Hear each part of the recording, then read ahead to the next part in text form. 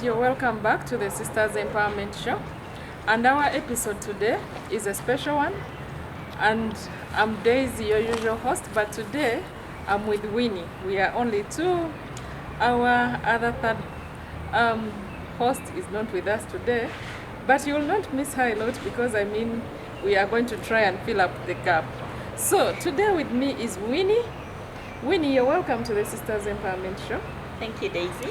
And guess what? Today we have to tell our viewers out there to start grabbing available opportunities using the resources around them. And our topic today is going to be about our Humphrey experience. Our viewers out there might be wondering, what is this Humphrey experience we are talking about? We are speaking about the Humphrey Hubert Fellowship that is based in the United States of America. And this fellowship is open to everyone around the world, including you Ugandans out there who are watching and have been longing to go to the United States of America. So Winnie, I think I have been longing for a long time for you to come out and speak to our viewers. I know even our sponsors will watch this video to try and explain what this Humphrey Fellowship is all about. You're very welcome to the Sisters Empowerment Show. Thank you, Daisy. Yes. Thank you for the invitation to the Sisters Empowerment Show. You're welcome. My name is Winfred. And I met Daisy through the Hubert Humphrey Fellowship, even though we are both Ugandans and we both are lawyers working in the public service. I did not know Daisy until when she became a Humphrey Fellow. That's when we met. Yes, so our background is the Hubert Humphrey Fellowship. So many of you out there would be thinking, what is Hubert Humphrey Fellowship? This is the leadership program that is available to young adults around the whole world, young professionals around the whole world. You could be working in the professional sector. You could be working in the public service, maybe you work for the government, or you could be working in the private sector, or you work for a corporate company or a civil society organization, or you could be doing any other kind of work. Yes, so Hubert Humphrey Fellowship comes in to give you a different experience, a United States experience of what it is to be a leader. So that is mainly what it is about.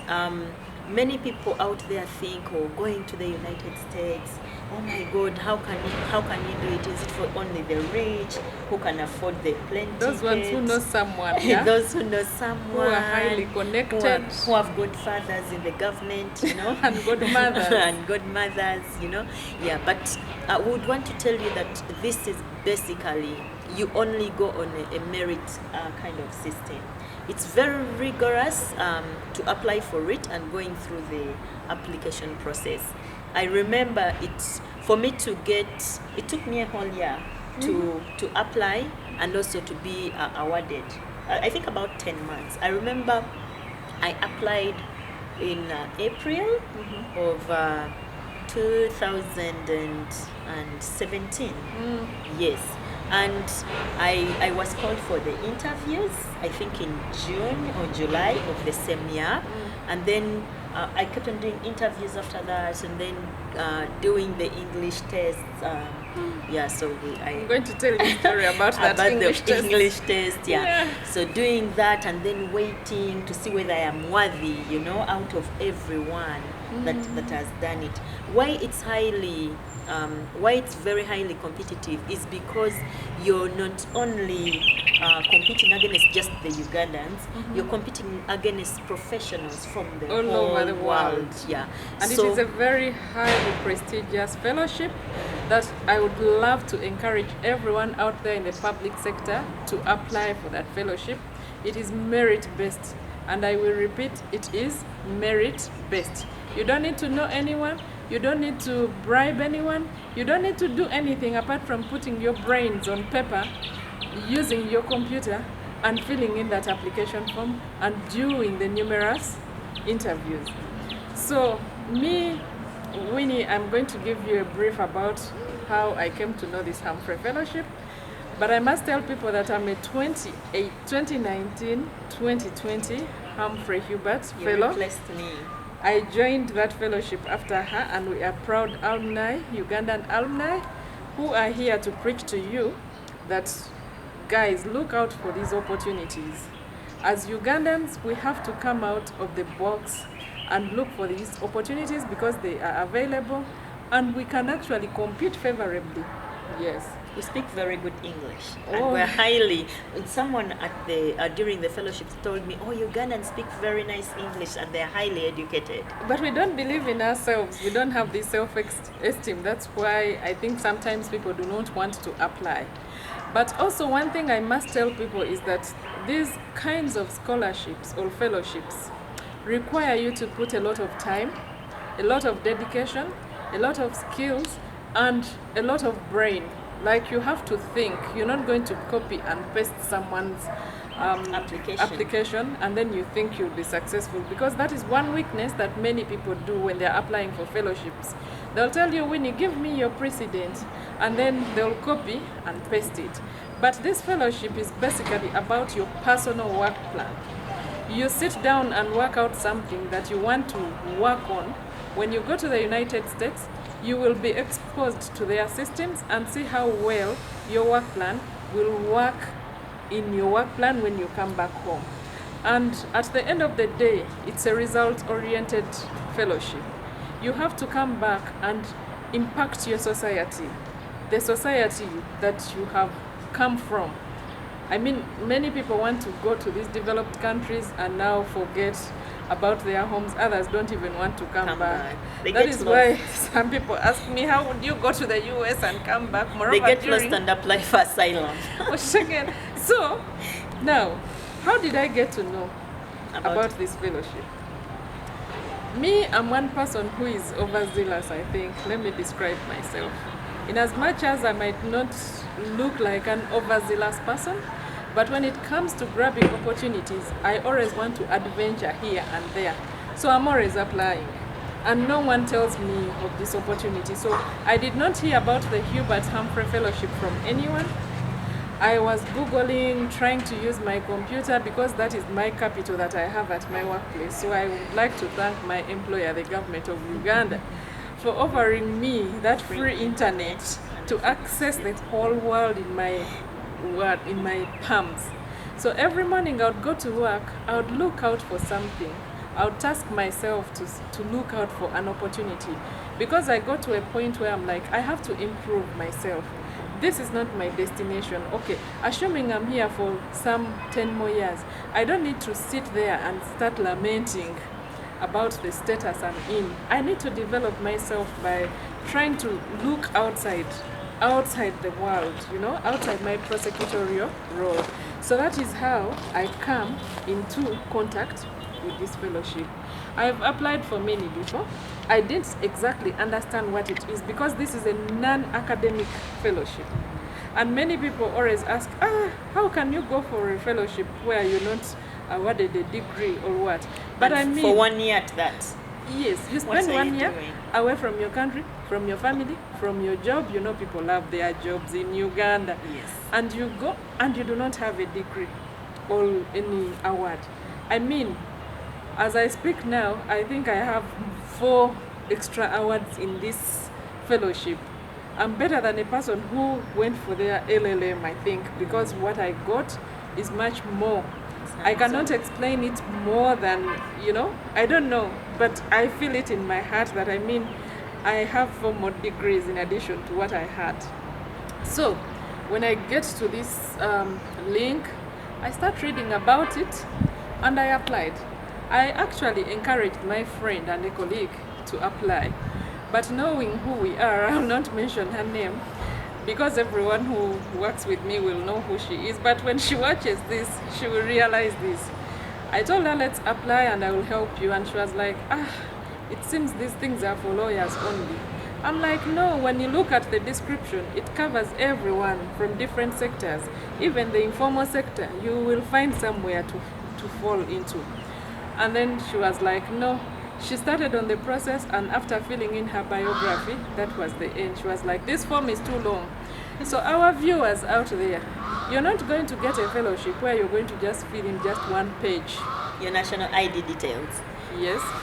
You really have to make sure that you put your brain to this application. They are long forms. You need to write out your brain onto the paper and explain to this sponsor who is going to inject a lot of money in you that this is what I have for you. Even if they don't see you, I've actually won other awards where you do not go for interviews, but your writing alone will say what you are thinking about. To cut the long story short anyway, that's how I got to know about the Humphrey Hubert Fellowship. Winnie, how did you know about this fellowship? Well, after my master's program, I felt like I'd just done something very basic and academic.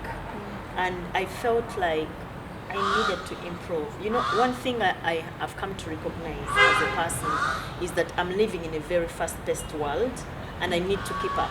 I need to keep up, and if I don't keep up, I'm going to be left behind. I'm highly competitive.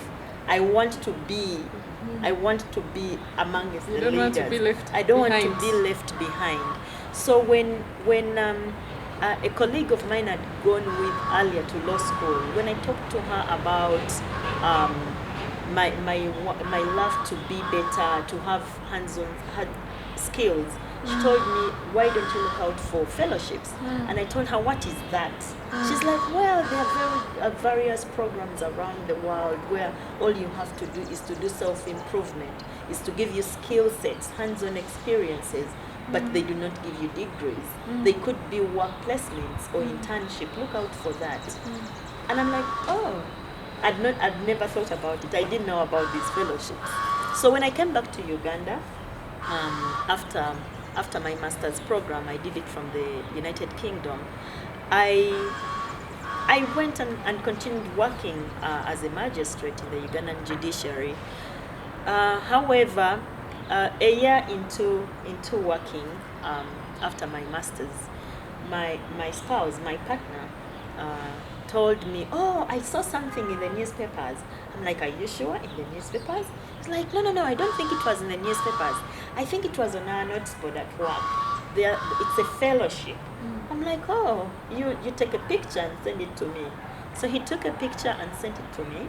And I'm like, wow, this is nice. I saw human rights somewhere. I'm like, yes, I'm going for the human rights because I have a master's in human rights.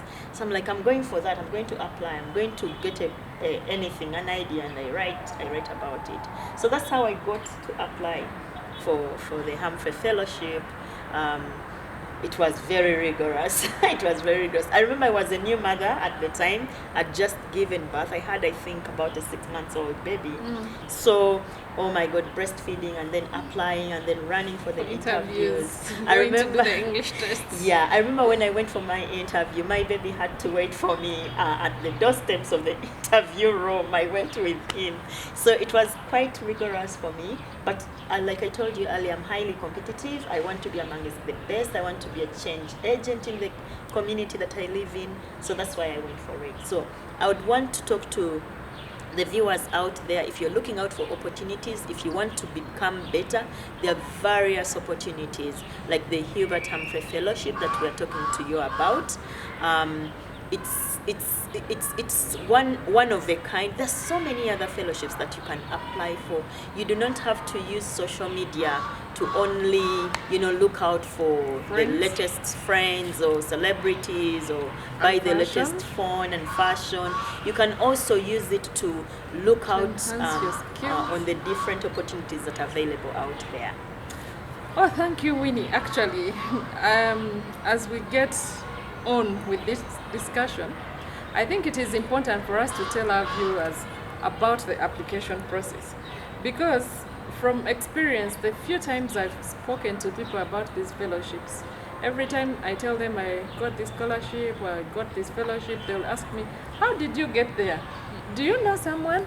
Do you know, or, they always relate it to knowing someone or having bribed someone to get there. And then I'm like, now, we have to come out here and tell people that there is merit at the end of the day.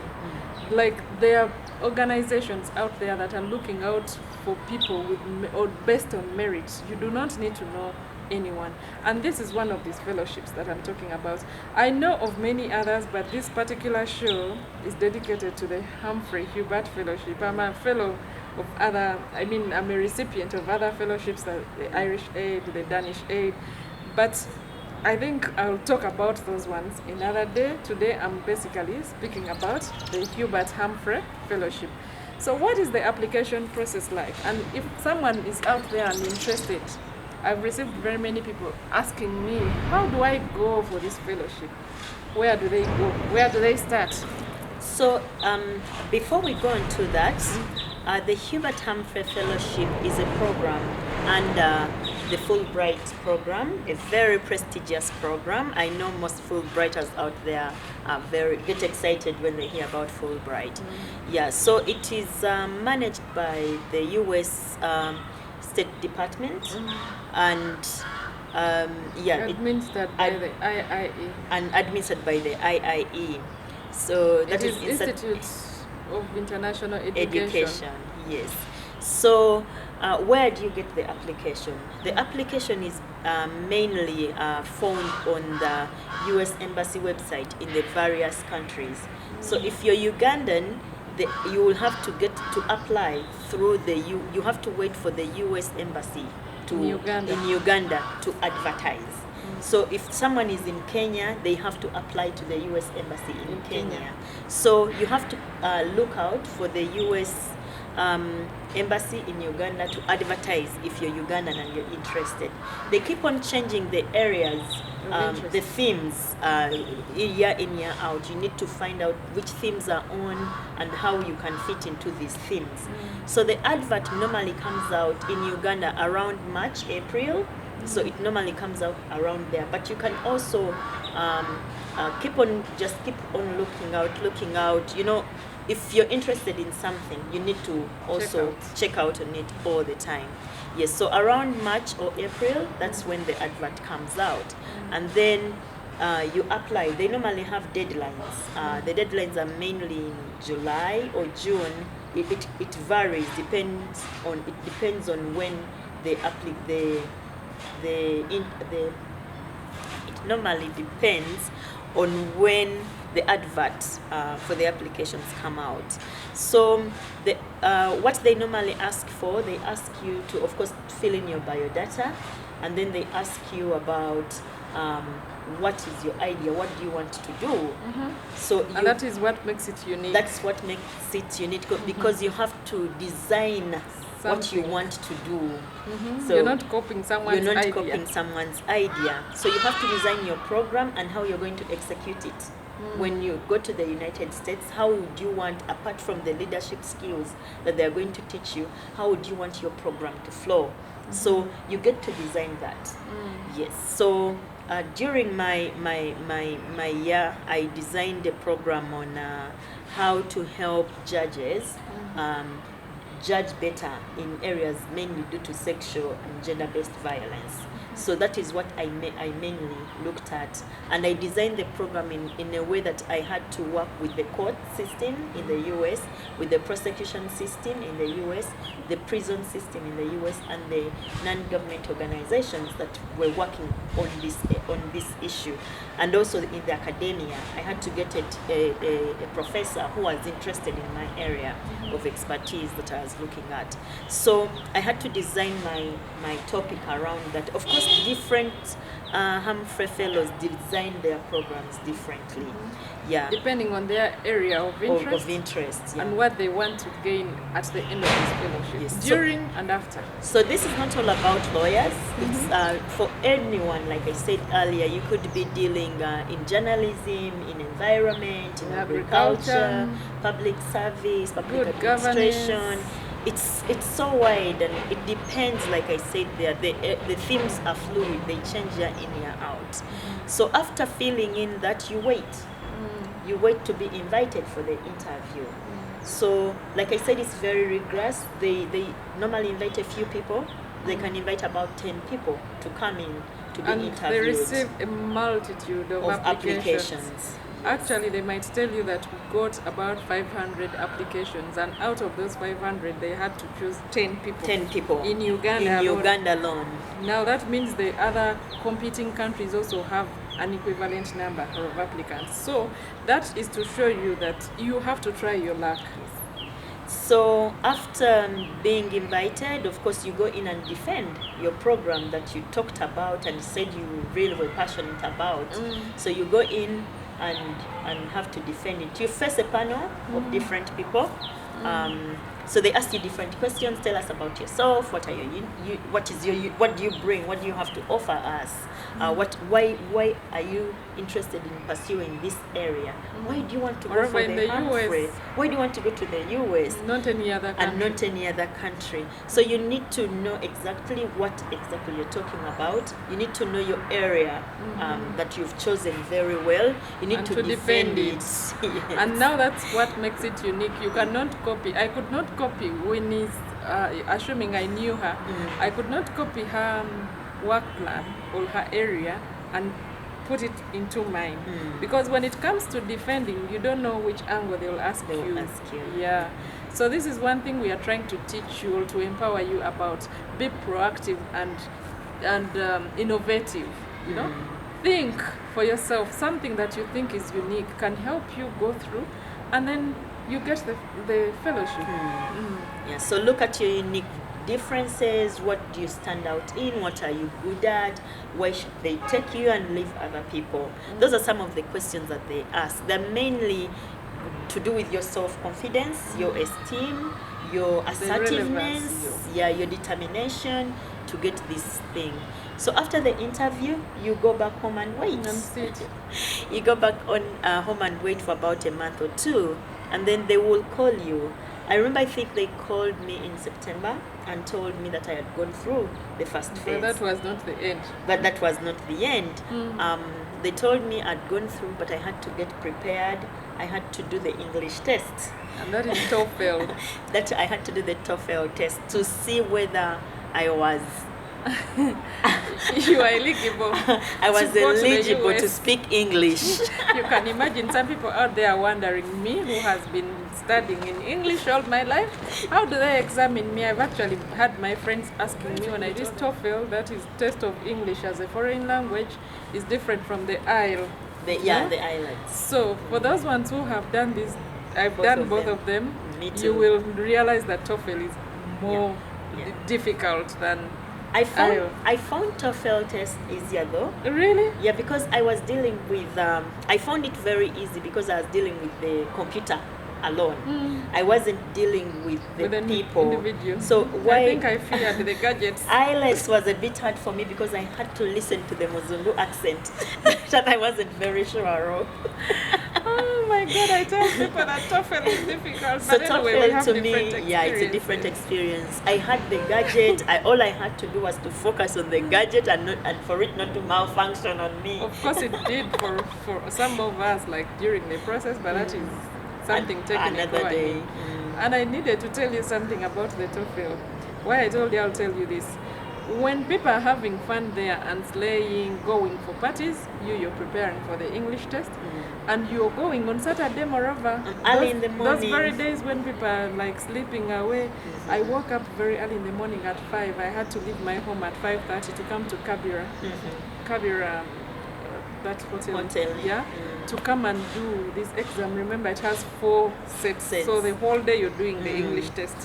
You know, and then in my heart I'm like, okay, yes, I really have to strive. This is the contribution I have to make. I'm not going to pick money out of my pocket, so let me persevere.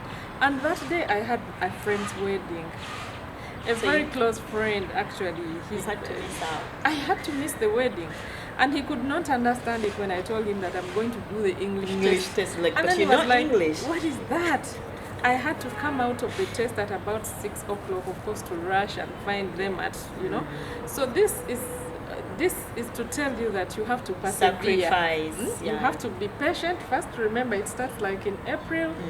They are communicating to you, and then you have to wait, and then you go back, do another exam, then you have to wait.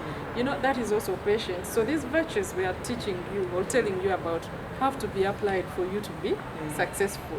Yes. Yes. So after I did the English test, you go back and wait. Now, after the interview and the English test, the Department of State has to find you worthy. So you have So they now, submit your they application. submit your name and application To New York. to New York And for, there no one knows you. for by these the way. people, for this Bazungu to look out amongst all the applicants From whose all over names the world. that they've submitted from all over the world.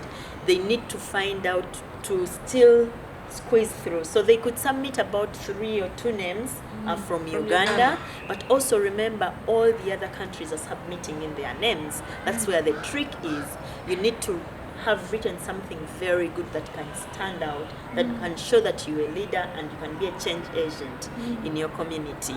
So you have to wait. I remember mine came back in February in 2018. It takes time, like When 4 months. Yes, Yes. it took quite a long Actually, time. me, I had forgotten about it only to get an email and a letter, like a mail and mail, yeah.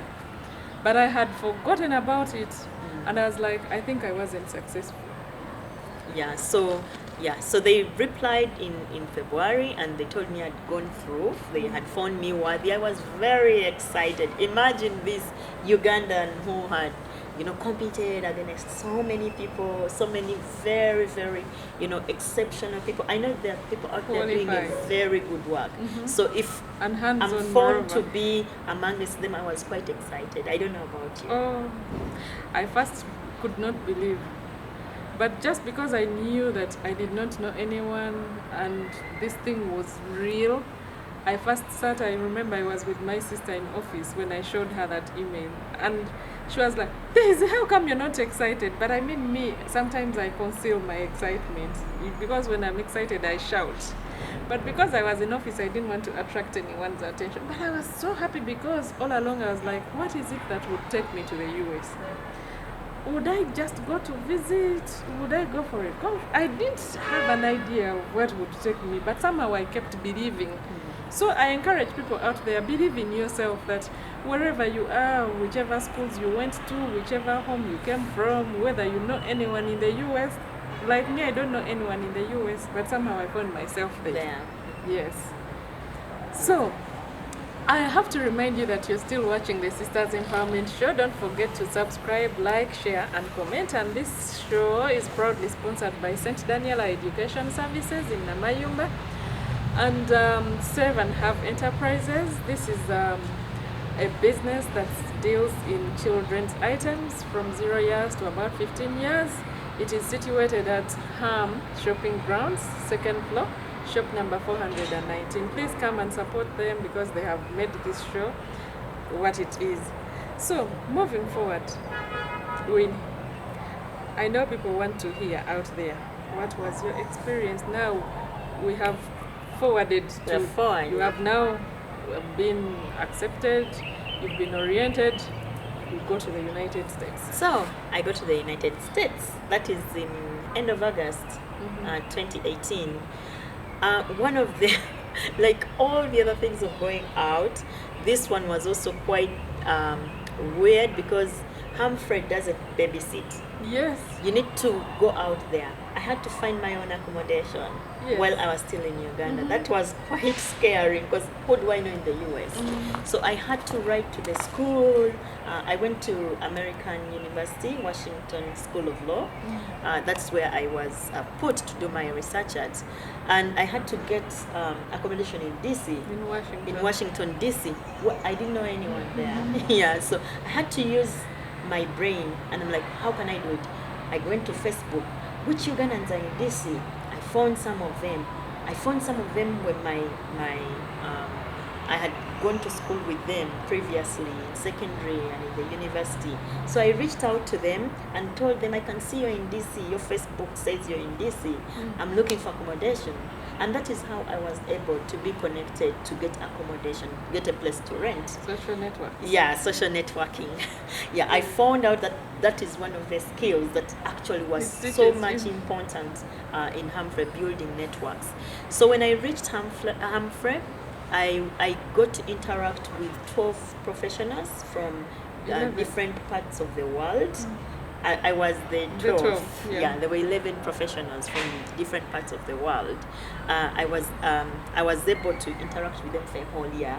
They were all most of them were lawyers, but they were doing with things to do with human rights and governance. So we talked about so many things. We bonded.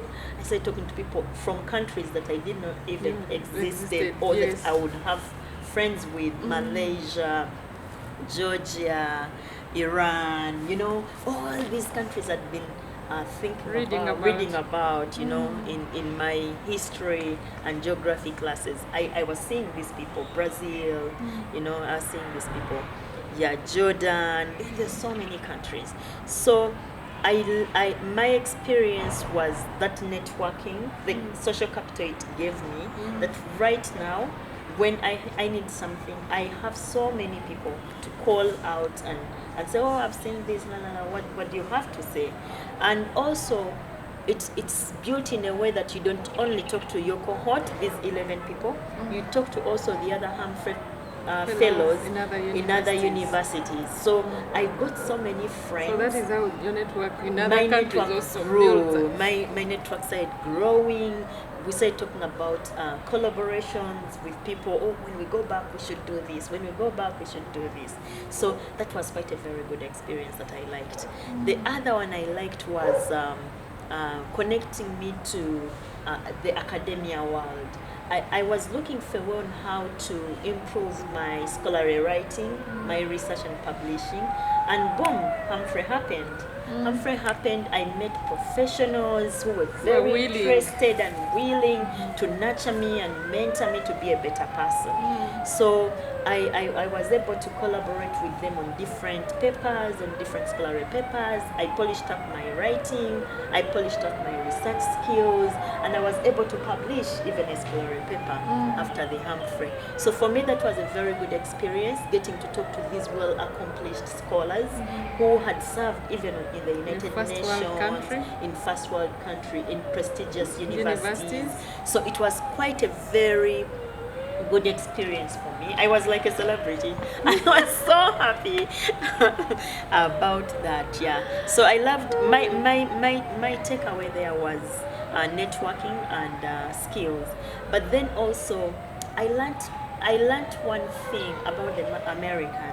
They love telling stories, and they focus so much into telling your story.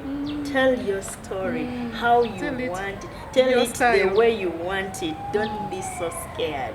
So from the different people that I communicated with, I kind of was given the confidence to come out to tell my story. Who is Winfred? What does she do? What does she like? What is her journey? What is her experience? Yes. Yeah. In Uganda, we don't blow our trumpet. We don't know how to market ourselves. We don't market ourselves. We don't talk what we do. We always just talk. Just live. Summarize it there, But if you ask me, tell us about yourself, Daisy, oh my God, we will not live. I know. Yeah. I know. So I love the fact that I got the confidence and the skill to market myself and to tell my story in my own words. Both orally and in writing. Yeah. Thank you, Winnie, for that experience. I've always loved to tell this story to our viewers because they don't know why we're actually doing this empowerment. I mean, this is a way of giving back to some of these people who have some of these well-hearted people, good-hearted and well-hearted in the sense that someone is giving you everything that you need, the money, the network, everything that you would love in life. So me, Winnie, I'm just going to cut my story short. When I went to the United States, I did not bother or struggle like you. I'm born Lucky, and I think Lucky should be my middle name because unlike Winnie, who had to struggle right to the school and what have you, God just told me, boom. Here is a house. When my coordinator, who is Fernanda Ellenberg, the coordinator in American University, Washington College of Law, I really want to thank you, Fernanda. I know if you're watching, you'll know that I'm really happy and grateful for what you did for us, because it's a very challenging job that you have. You're dealing with people from different walks of life, people who have never used the train. Like in my country, there is no train, and you have to use the train. You have to teach me how to take the train. You don't know how to use Google Maps. You have to tell me, get this phone, use Google Maps to get to this place, All those small nitty-gritties that people think are obvious actually are not obvious for people who come from such backgrounds like where I come from. But anyway, for me, God blessed me with Fernanda giving me Winnie's address as a former cohort. So I just write to this unknown Winnie, to me who doesn't know Daisy. But this is what the fellowship now does. You have to network. The previous fellows with the new coming fellows, you have to network. Whether you know each other, but somehow you get to know each other. And that's how Winnie connected me to this accommodation. So boom. Anyway, I got this accommodation, and I must thank you, Winnie, for your very good heart. Good is an underestimate. Yes, like I've underestimated what you actually did for me, but I'm just describing it to know that you really did something great for me. For those of you who have gone abroad and know what accommodation is, Winnie just gave me the free accommodation there. I didn't have to bother, and it is at this point that I want to thank my housemates, Darren Young. She was our housemate, me and Winnie, and I mean, Darren, we are so grateful. We are so grateful for the free accommodation in America. So I was there, I didn't struggle a lot, she took me around and everything. Now, with me, I got a very good and diverse experience from the other countries I've gone to. I mean, I'm meeting these people from 11 countries, and they're also meeting me. We are sharing experiences. In addition to that, I'm meeting other fellows from many other countries I've never heard of. Like for me, I had fellows from Albania, Bulgaria, Serbia, Brazil, Thailand, Romania. Mention it, I remember all of them, but I mean, these were lovely people. You can, even a Liberian from Africa, but I mean, you can consider the diverse areas or countries we are coming from. But we had a very good experience. We chatted, we shared experiences, we partied. Actually, as COVID found us there, but we were partying throughout. We kept together, we kept this love relationship, like we loved each other, like this was our family. But also, I had things I picked from this fellowship. I acquired new skills. I expanded my social and professional network. Of course, the attachments. You're given this opportunity to go to any organizations. For those of you who want to go to these renowned organizations United like World Bank, UN, World. This is the fellowship. It will attach you there somehow. If you want to go to World Bank, they'll get you networks. You go there, and you will work there. So you can imagine me, a simple Daisy here, going to work in that very prestige, going to World Bank, going to which organization? You just present yourself as a Humphrey Fellow, and that is the password. So I mean, even today when I go and tell them I'm a Humphrey Fellow, that is a password that I got. So I acquired leadership skills, I acquired other skills that you've talked about. I mean, I can't mention it, otherwise we shall not end this show. So now, moving forward, what are we doing after this Humphrey Fellowship? Are we just going to tell people how I went to the US? To the US. And now we are back. Are we just and here went to the World Bank and the United Nations? Actually, one thing I forgot is we have visited all those places you know about in the US, more so in Washington. That even people who have stayed in the US have not gone to. I know of people who have stayed in the US for like 25 years, but there are certain tourist sites or places they did not go to. This is a fellowship which will take you anywhere, including to the White House. The White House, the Supreme Court, it is quite so prestigious. I had never used planes as taxis. I was trotting all over the states in America, and I had the money. This is a sponsored program, and it has some good money on it, so you can travel if you want to travel and experience, and they pay for everything. You can spoil yourself. Mm-hmm. Yeah. So what are we doing after Humphrey? Apart from telling you that we global trotted, we state trotted in the US, what else are we doing? When I came back from Humphrey, like I told you, I was interested in learning to be a better judge, to do my justice work better, to help write better judgments when I'm in court, to have other leadership skills. What can a judge do apart from just writing? How else can I bring influence in the community? That was my area of my focus when I was there. So when I came back, of course I went back to the judiciary, but this time a better version of my old self. Yeah. So when I went back to the judiciary, I went back to court. However, I'm doing so many other things. I'm writing a lot lately. I'm writing a lot of scholarly work. Yeah, I've seen you actually writing in Justice. Professor Downey's website. Yes. Women and the Law. Yeah. So I'm doing a lot of collaborations with my networks that I found. In the United States, I found Professor Josephine Downey. She's really holding my hand in my writing career and writing about so many issues. We are telling the African story, and I'm telling it with the unique touchness of the Ugandan story. COVID found me in the labor ward. I was giving birth to my second baby.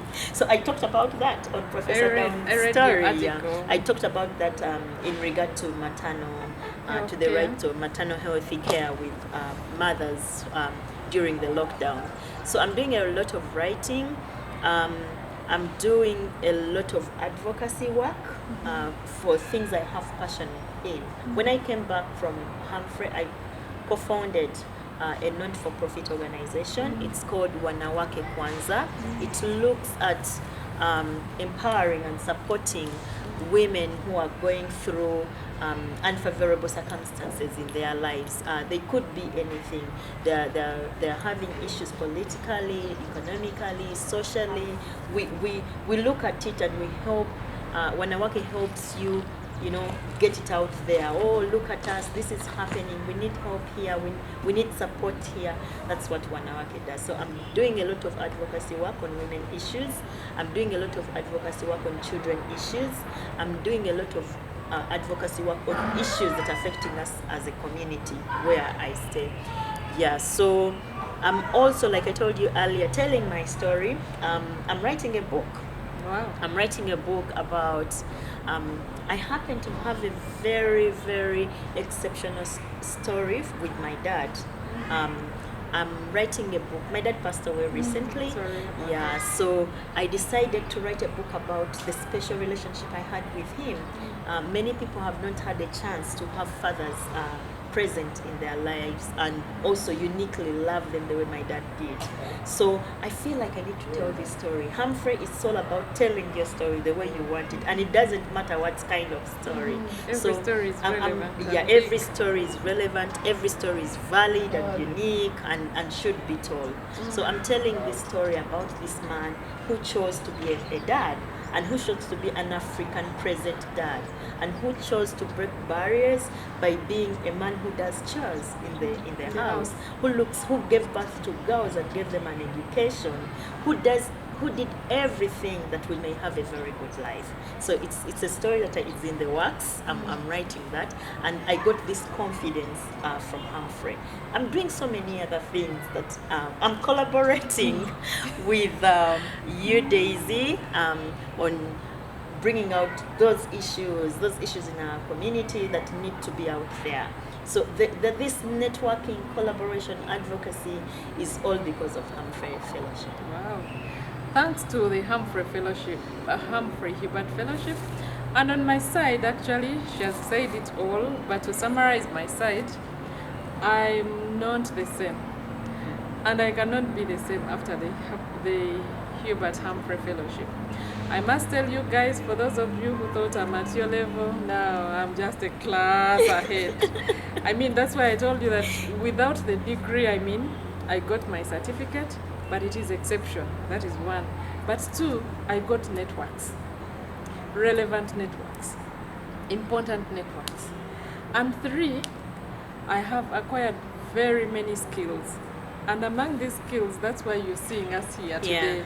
I know we are co-hosting this show with Lillian, my sister. She also has her experience from somewhere. So we added our Humphrey Fellowship experience together with her experience. Also, she has her story, which she will tell one day. And we came up with this this show. The Sister Empowerment is Show. a product of the Hubert Humphrey Fellowship. And I mean, I have no regrets for having spent 10. Actually, I spent a year in the US. Yeah. So, on top of that, I didn't tell our viewers that my area of interest or my work plan was on the sexual and gender-based violence against children, and specifically the girl child and women. But I mean, I've been carrying out a lot of research. I've prosecuted cases in this area.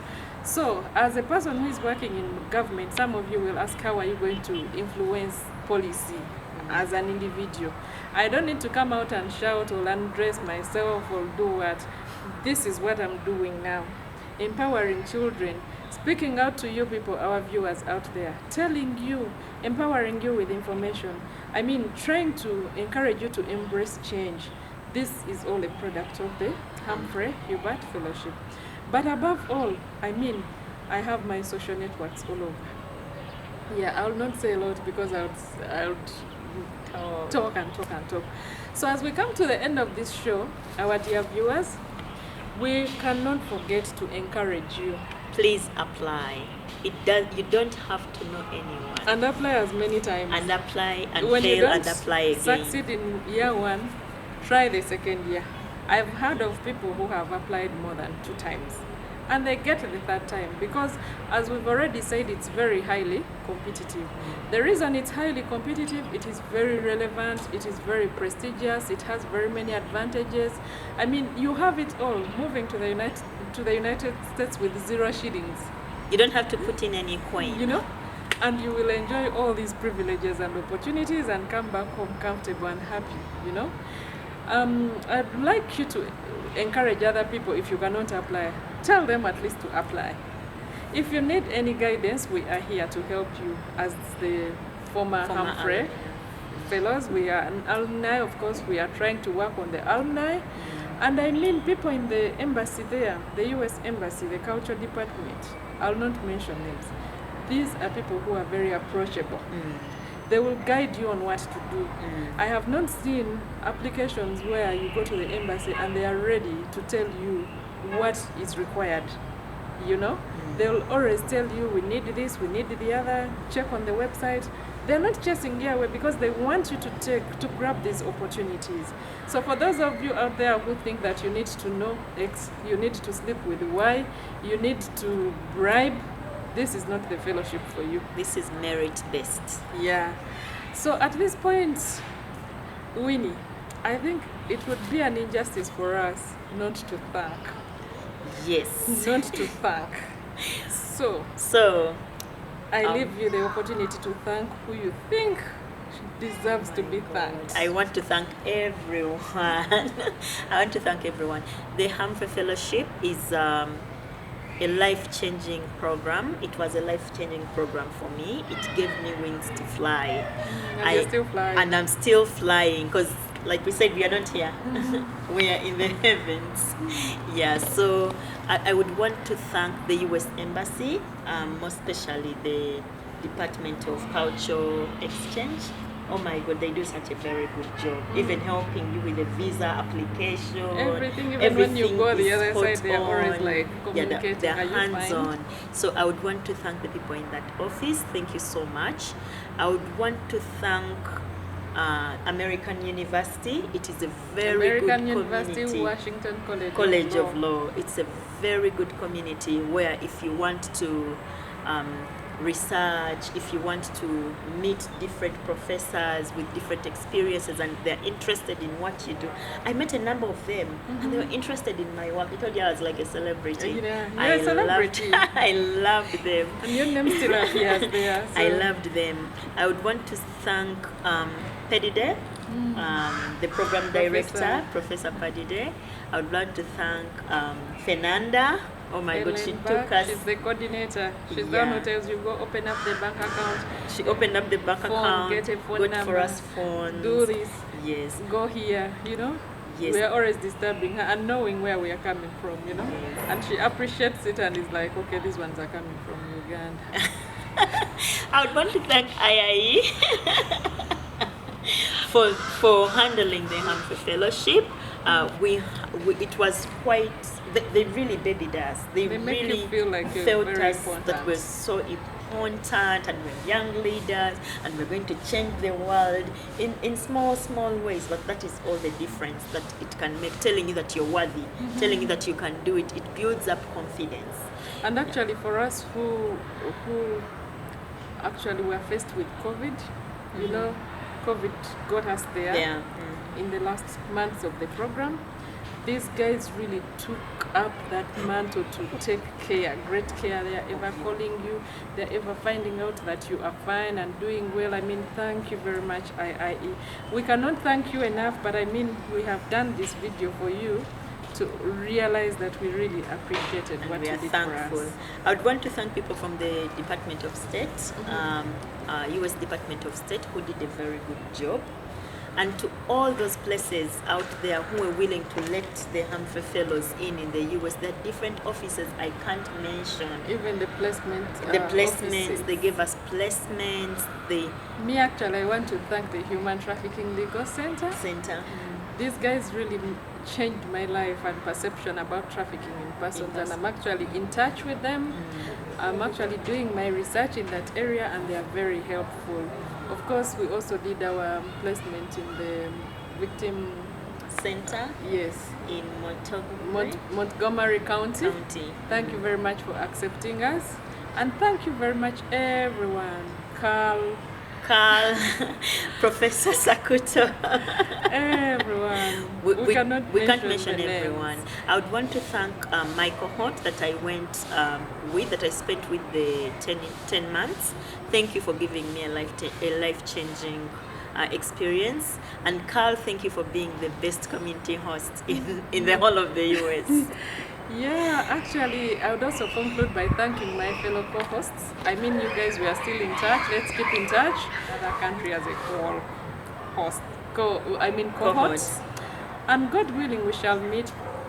So I would like to end by reminding you to subscribe to our channel. We are bringing very many interesting topics. Please share this video. Tag those people from the US Department of State. We want this message to reach out to them. Tag everyone we've mentioned in this video because we really want this message to reach out to these guys. Please share this video, comment, subscribe, and like. And I think it is at this point that we shall tell you bye-bye. Bye-bye.